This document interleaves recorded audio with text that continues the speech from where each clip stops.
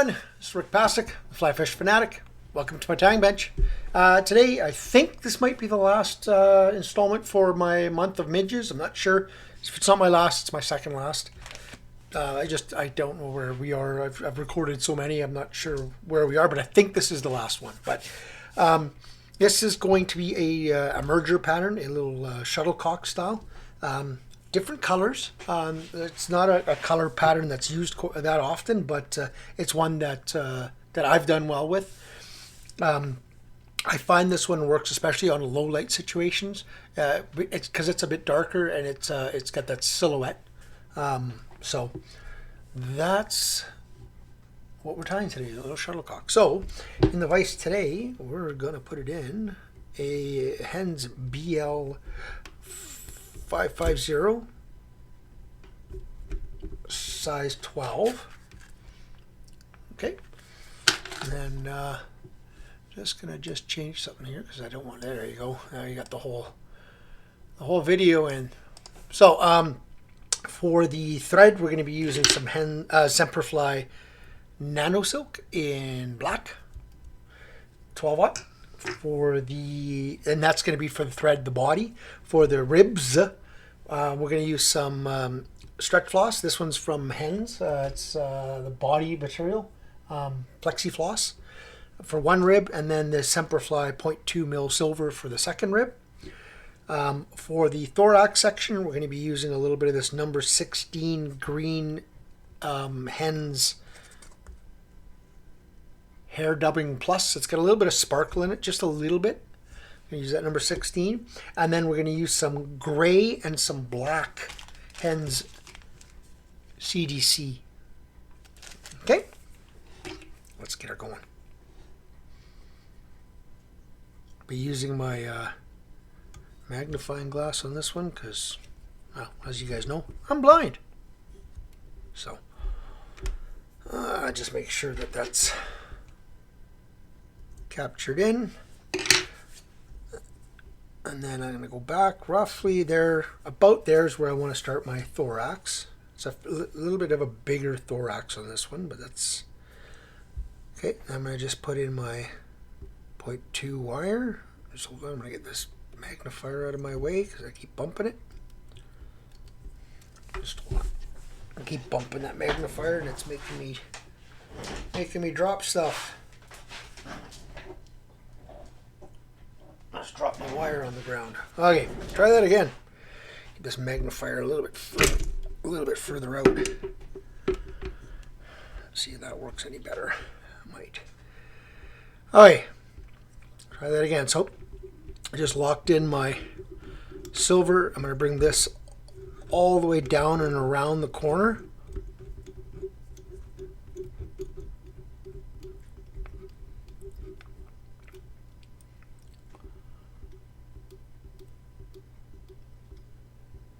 Down and around the corner, and then just going to come back up. I'm going to flatten my thread out as I come back up. Cover as much of that silver as I can. Stop there.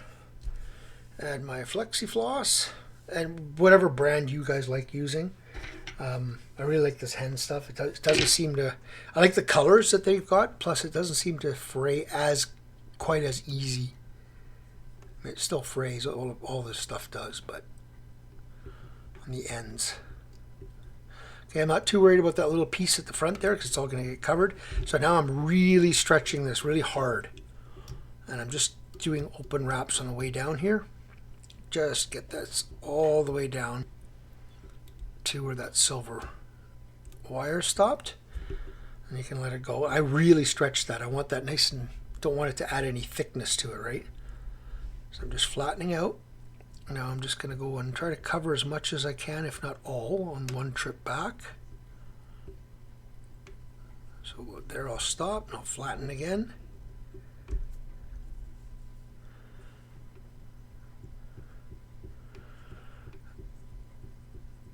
And I'm going to stop right about there. So now I'm just going to switch my fly just so it's a little flatter in this thorax area. And I'm going to grab my whip finisher, wherever I put it, right there. Just put a whip finish in there just so it doesn't, I have a tendency of knocking them, bumping the thread, so it's just a good little practice to get into. So get that wire out of the way. Now I want about 6 to 7 ribs. And I'm not pulling too tight on this. I want a little bit of a, right, so that's 4, 5, 6, 7 ribs, and come back around.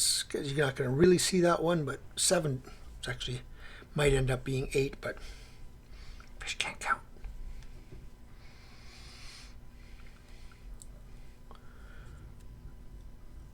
Tie that off. That one's going to get mostly hidden anyway. You're not going to really see it. Just give that a bit of a stretch, pull, cut. Now, with the silver, actually I like putting another little half-hitch whip finish in here, just in case. Have that out of the way. And with the silver, I'm just going to follow that green. Just follow it up.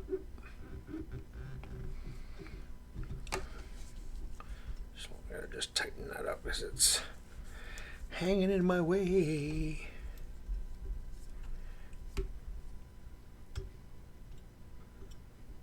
know what? I'm just going to put a better half hitch in there. I think it got caught in it. There we go. That's better.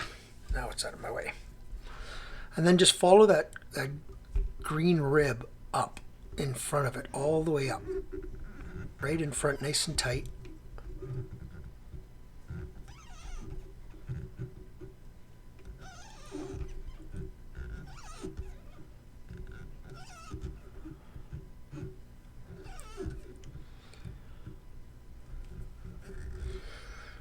Bring my thread back. Lock in this silver. Again, I'm not too worried what it looks like right there because it's all going to get covered. Helicopter that off. Just going to build up just a little bit there, just more of a cleanup. Okay, so now I'm going to take my CDC, and I've taken 4 small feathers and I've stacked them. So I've got the 2 grays on the outside with the black on the inside.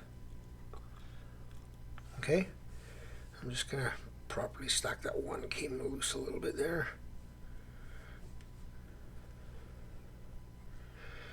The black is going to be more for a silhouette than anything else.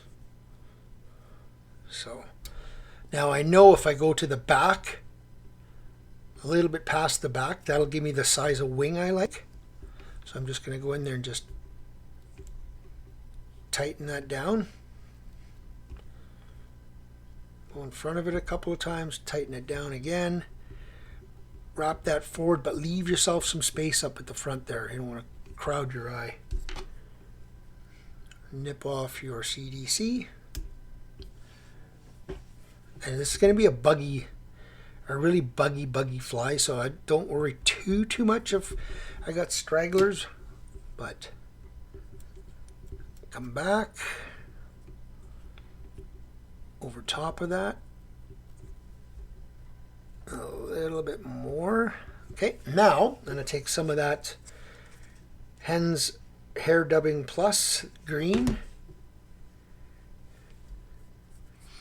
I do this one with a black as well, but I do this with the green dubbing because of the green rib, and if I do the black, I want to do the black dubbing, then I'll use black rib here. Black dubbing, sorry. So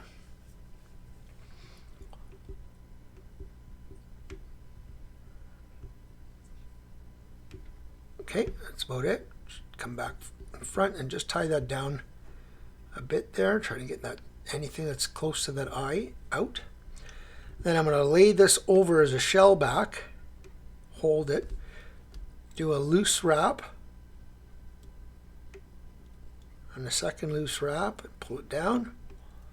Okay, and then I'm going to lift this up and go under under it in front of that, behind that eye to help hold this shuttlecock portion out. That just slipped off, so I'm gonna just, makes it easier if I reposition my hook. Reposition the hook there. Again, just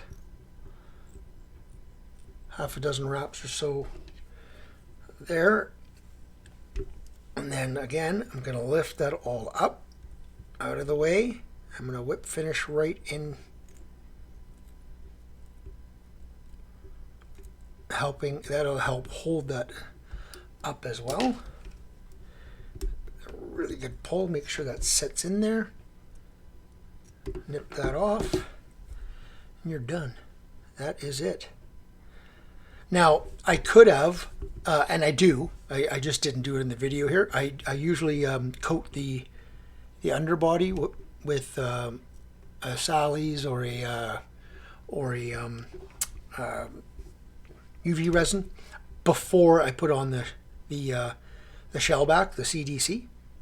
Okay, but this time I didn't. I'll go back and do it. But so yeah, usually I build a whole bunch of just bodies, and then I'll coat them all, and then I'll come back and put all the shell back on, and there's the CDC. So I'm just gonna pop this down just so you can see it fully in the window.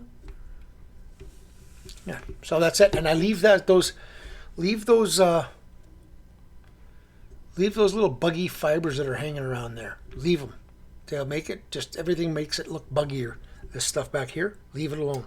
Don't cut it off. Okay, and yeah, this because it's CDC, it'll float forever.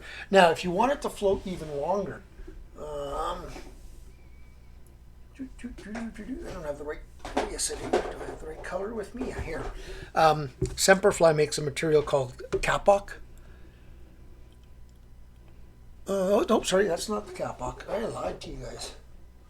I don't have I can't find it really quickly, but this is the Kapok here, just not the right color ones. But so it's a color Kapok dubbing.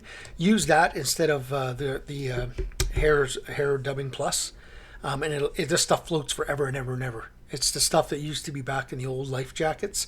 This was the inside of the life jackets. This would help make them float. So this stuff floats forever. So yeah, if you want to make it even float even more, put a bit of the Kapok dubbing in, and then what will happen is the Kapok plus the CDC will help this thing float like this in the water column. So all you'll have is that body under the water in that surface film, and this will be right in the surface film. This will be under the surface film, and this will be up on right on the water. And it's meant for as a emerging chironomid, right? They're a deadly pattern. Just chuck it out there. Slow figure 8 retrieve.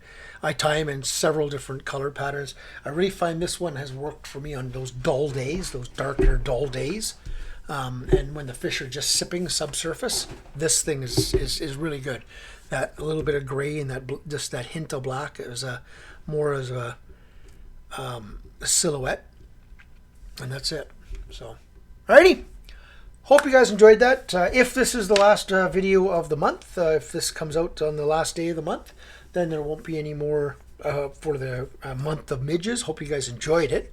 If there's any other midges or any other flies that represent midges that you'd like to see, let me know. I got lots of other ones coming, obviously, but it's not going to be as the part of this month, if you want to call it that. So I'll be starting to get back into a bit more dragonflies and damselflies and minnows, and I'm going to start doing some saltwater patterns because I'm moving down to Mexico, so I want to make sure I've got saltwater patterns, and for you guys that go down on vacation and stuff, it's good to know. And I'll be doing my regular steelhead and salmon patterns as well. So, but if there's anything you guys want to see, let me know. If you subscribe, thank you. If you have not, please consider doing so. Yeah, I think the giveaway should have happened by now. Again, I'm having some problems with that giveaway, so I hope the giveaway's happened by the end of February, but if it hasn't, it's coming. It's coming. I've got some really good stuff, fly tying materials, swag, hats, coffee mugs, that kind of stuff. So, okay. Tight lines, everyone.